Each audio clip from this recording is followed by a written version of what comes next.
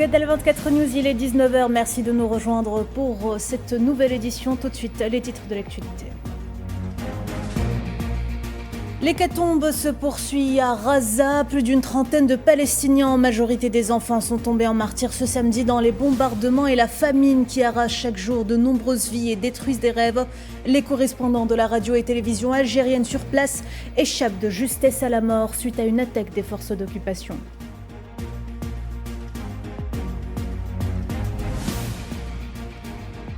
Interdiction controversée pour le président de l'État de Palestine et une délégation l'accompagnant d'entrer aux États-Unis. Le porte-parole de la présidence palestinienne dénonce une transgression de l'accord sur le siège de l'ONU et appelle Washington à revenir sur sa décision.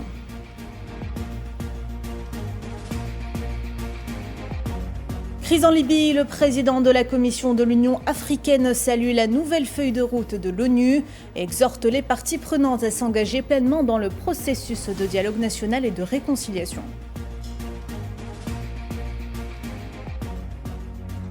Conflit en Ukraine, Moscou gagne de plus en plus de terrain alors que les forces russes mènent des offensives incessantes sur toute la ligne de front. L'Algérie exprime sa vive inquiétude sur la situation.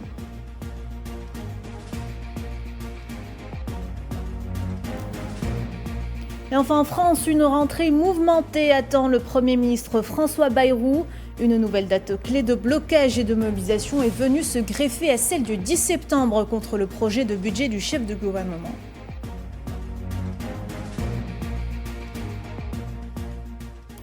« 694 jours en plein enfer et toujours aucun répit pour les Palestiniens de Raza. Les bombardements sionistes continuent de faire rage dans les quatre coins de la bande. Ce samedi, près d'une vingtaine de civils sont tombés en martyrs, dont des enfants. Selon des sources de l'hôpital Al-Aouda, les corps de 9 martyrs ont été transportés à l'hôpital à la suite d'un raid sioniste contre 2 maisons dans le camp de Nosayrat. Un autre Palestinien a également été assassiné à Deir el-Balah. Le complexe médical Nasser a par ailleurs fait état du martyre d'une jeune femme et d'un enfant dans un bombardement au sud de l'enclave. «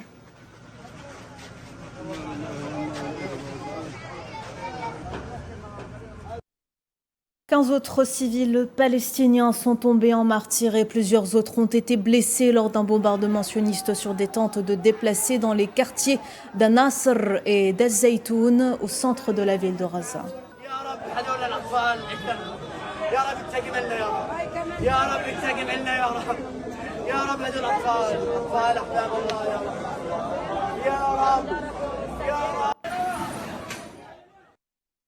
Et à Raza, il n'y a pas que les missiles qui arrachent la vie des Palestiniens. La famine fait tout autant de victimes. Le ministère palestinien de la Santé à Raza a annoncé ce samedi que 10 civils avaient rendu l'âme, dont 3 enfants ces dernières 24 heures. 10 martyrs à cause de la famine qui sévit dans l'enclave palestinienne depuis quelques mois et du terrible blocus sur les aides alimentaires imposées par l'occupation sioniste.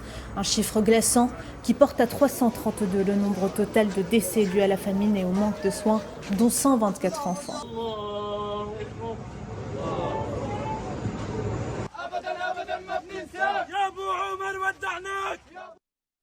Je vous le disais tout à l'heure en titre, le correspondant de la télévision algérienne et de Radio Algérie Internationale à Raza, Wissam Abou Zeid, a échappé ce samedi à un bombardement sioniste qui visait les environs de son bureau.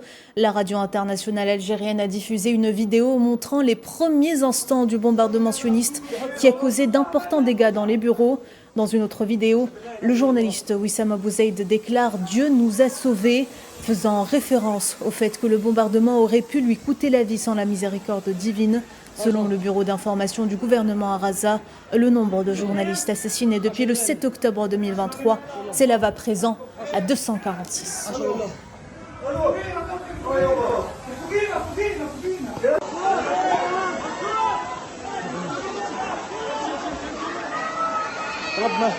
ربنا نجانا منها ربنا نجانا منها ربنا نجانا منها ربنا نجانا منها جنبنا جنبنا.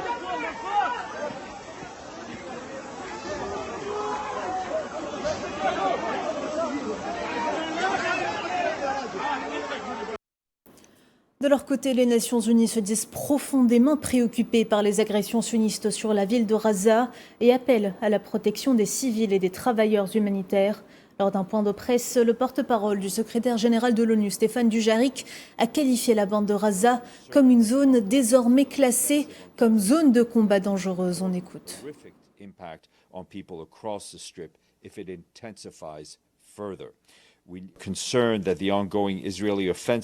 Nous craignons que l'offensive israélienne en cours sur la ville de Gaza n'ait de conséquences encore plus terribles sur la population de la bande si elle s'intensifiait. Nous notons que les pauses tactiques quotidiennes annoncées aujourd'hui par Israël ont été levées pour la ville de Gaza, une zone désormais classée comme zone de combat dangereuse. Cette suspension menacera davantage la vie des populations et la capacité des travailleurs humanitaires à venir en aide à la population.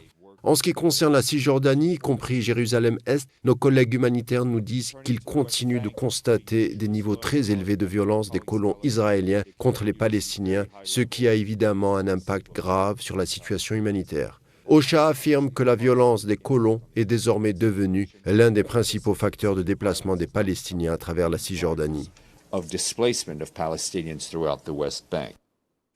Dans le centre de l'enclave, des scènes de détresse se répètent chaque jour. De nombreux Palestiniens poussés à bout par la famine se rassemblent quotidiennement devant les rares cuisines caritatives de la région, devenues leur seule source de nourriture.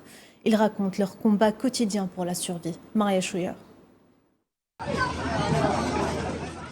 Dans la ville de Deir el-Balah, au cœur de la bande de Gaza, des dizaines de Palestiniens patientent inlassablement. Hommes, femmes, mais enfants par dizaines font la queue, parfois pendant des heures. Les voix s'élèvent, les cris fusent, la tension est partout. Tous espèrent recevoir un peu de riz, parfois le seul repas du jour. La situation est très difficile, c'est la famine. Il n'y a pas de nourriture et même pas d'eau. Lorsqu'elle est disponible, elle n'est pas potable. Il y a surpopulation, ce qui aggrave la situation, c'est le déplacement des habitants du nord de Gaza vers le centre de Gaza, à Deir el-Balah. Les souffrances s'aggravent avec l'augmentation du nombre de personnes déplacées. Je ne vais ni sur les sites d'aide américaine, ni vers les zones de parachutage. Si je ne reçois pas un colis d'aide par l'intermédiaire d'une organisation de confiance, je ne peux pas courir derrière l'aide et me bousculer avec les gens. Sinon, je ne peux ni manger ni vivre. Sans les cantines caritatives, nous n'aurions rien à manger. Ils sont aujourd'hui notre principale source de nourriture. La distribution est rapide, presque expédiée. À la volée, le riz est versé dans les récipients. La situation est critique. Face à la famine, au manque d'eau potable et à l'explosion du nombre de déplacés, la population peine à survivre au jour le jour. Nous ne pouvons pas acheter de poulet pour nos enfants. Nous ne pouvons pas acheter de viande, de légumes, de riz ou de farine. Je n'ai pas de farine. La cuisine caritative nous nourrit à peine. Ce n'est pas suffisant. Dans cette enclave ravagée par les frappes sionistes, cette cuisine populaire est devenue un espoir fragile pour des milliers de familles. Chaque jour, les cris de la foule rappellent l'urgence d'une aide rapide et durable. Et dans cette file bruyante et désespérée, c'est une population entière qui lutte pour sa survie. Les États-Unis interdisent l'entrée sur leur territoire à Mahmoud Abbas, président de l'État de Palestine, ainsi qu'à une délégation d'environ 80 responsables palestiniens à quelques semaines de l'Assemblée générale des Nations unies prévue à New York en septembre. Cette décision annoncée par le département d'État sous l'égide du secrétaire d'État Marco Rubio intervient dans un contexte de tensions extrêmes marqué par un génocide dévastateur à Gaza et des violences croissantes en Cisjordanie occupée. Alors que le président Abbas comptait défendre la cause palestinienne sur la scène internationale, cette mesure, qui pourrait enfreindre l'accord sur le siège de l'ONU, attise les controverses et menace de redessiner les contours d'un conflit déjà complexe. Le porte-parole de la présidence palestinienne a appelé Washington à revoir sa décision et à annuler l'interdiction. Premièrement, nous appelons l'administration américaine à revenir sur cette décision qui contrevient au droit international, notamment à l'accord de siège entre les Nations Unies et les États-Unis qui interdit d'empêcher l'accès de toute délégation. Nous sommes membres des nations, par conséquent, cette décision viole l'accord de siège et contredit les normes établies. Nous exhortons l'administration américaine à revenir sur cette décision car elle ne fait qu'aggraver les tensions et l'escalade. Nous sommes déterminés à continuer de travailler avec nos partenaires, les États arabes et nos amis étrangers pour obtenir la reconnaissance internationale de l'État de Palestine. Suite à cette décision controversée, plusieurs ministres européens des Affaires étrangères ont critiqué la prise de position américaine.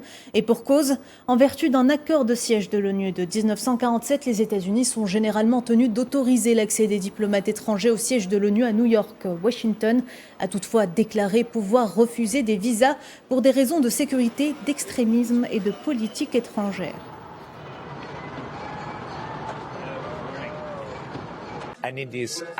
Il est inacceptable que la délégation palestinienne où Mahmoud Abbas n'ait pas pu être présent. Les Nations Unies, leur protection, leur immunité, leur portée mondiale et l'Union européenne doivent être au premier plan de leur défense. Cela devrait également être un message clair pour la réunion d'aujourd'hui.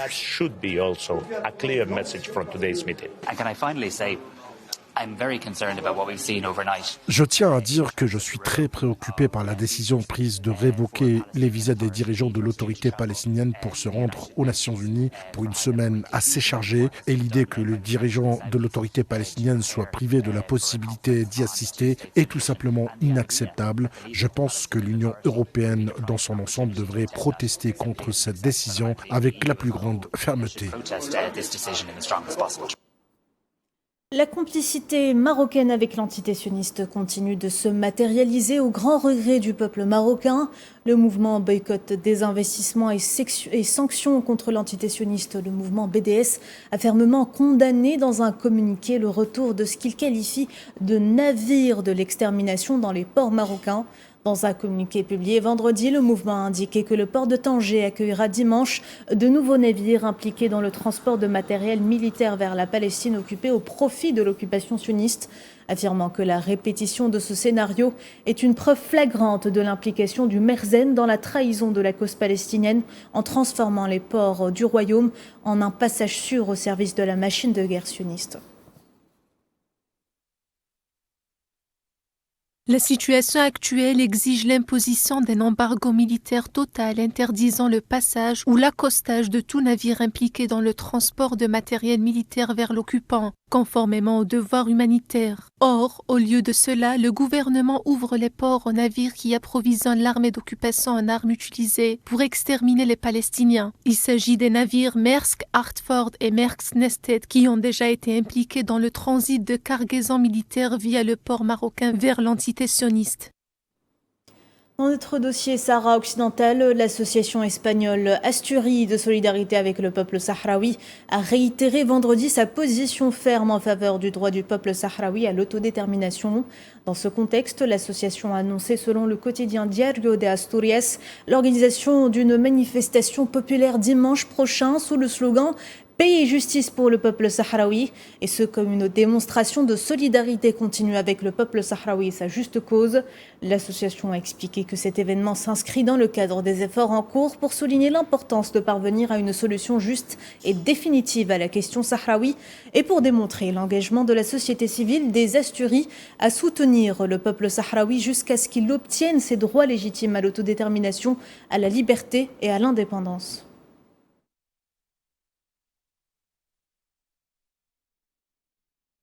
Crise en Libye, le président de la Commission de l'Union africaine, Mahmoud Ali Youssouf, a salué la nouvelle feuille de route des Nations Unies pour le pays, présentée au Conseil de sécurité de l'ONU par Anna Tété, représentante spéciale du secrétaire général et chef de la mission d'appui des Nations Unies en Libye. Le président de l'UE a exhorté toutes les parties prenantes libyennes à s'engager pleinement de bonne foi dans le processus de dialogue national et de réconciliation en vue d'un règlement pacifique du conflit. Il a également souligné l'importance de la coordination entre tous les acteurs régionaux, continentaux et internationaux pour garantir l'appui politique nécessaire à la mise en œuvre de cette nouvelle feuille de route.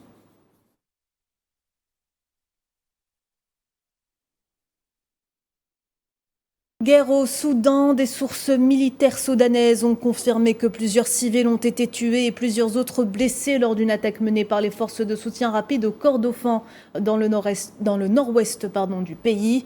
Les mêmes sources ont déclaré ce samedi à des médias locaux qu'au moins 7 personnes étaient tombées en martyrs et 6 autres blessées lors de cette attaque ayant ciblé la ville Andraba au nord du Kordofan, tandis que la ville d'Al-Fasher était soumise à des bombardements intensifs sur plusieurs axes.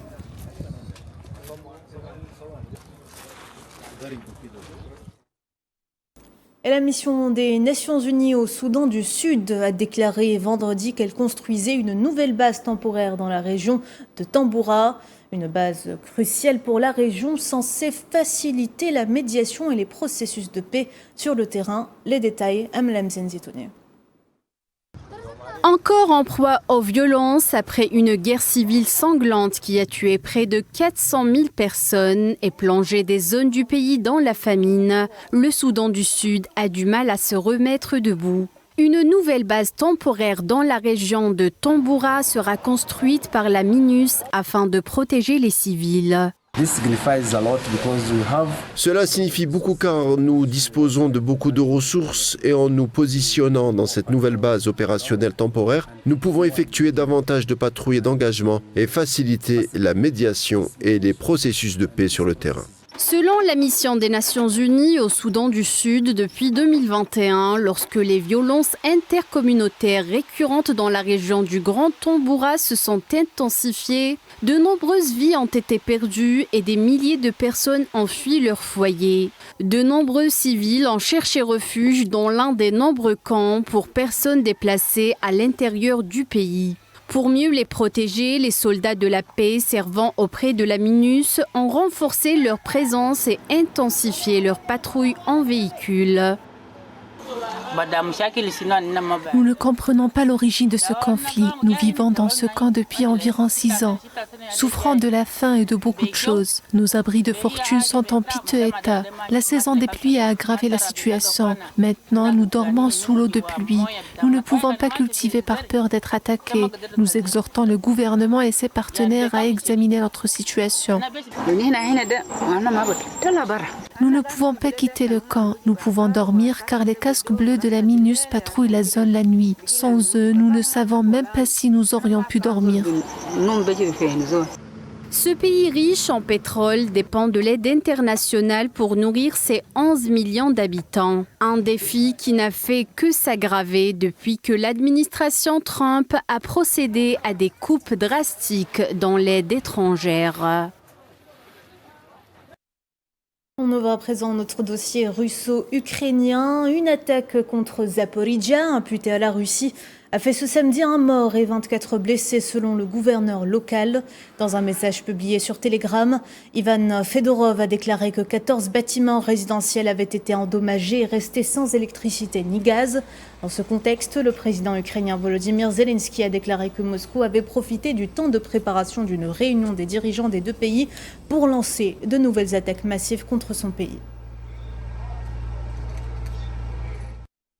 L'armée de l'air ukrainienne a déclaré ce samedi avoir abattu 510 des 537 drones et 38 des 45 missiles lancés par la Russie lors d'une attaque nocturne. Selon un communiqué publié sur l'application de messagerie Telegram, 5 missiles et 24 drones ont été touchés à 7 endroits, tandis que des débris sont tombés sur 21 sites.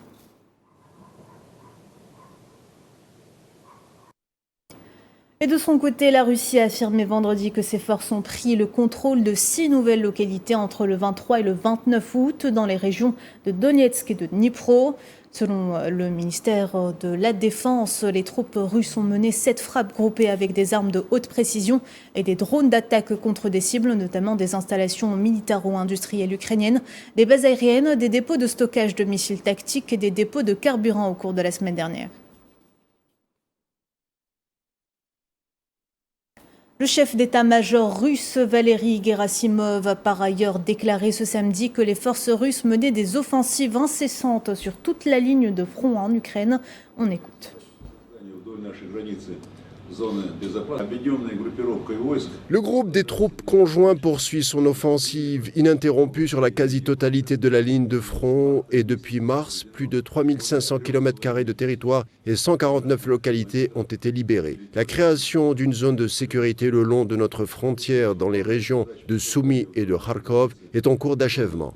Les troupes progressent dans la région de Dnipro-Petrovsk où 7 localités sont sous contrôle. À l'heure actuelle, nos forces armées ont libéré 99,7% du territoire de la République populaire de Lugansk, dont il reste au moins 60 km². 79% du territoire de la République populaire de Donetsk est libéré. Les troupes russes contrôlent 74% des régions de Zaporijia et 76% de celles de Kherson.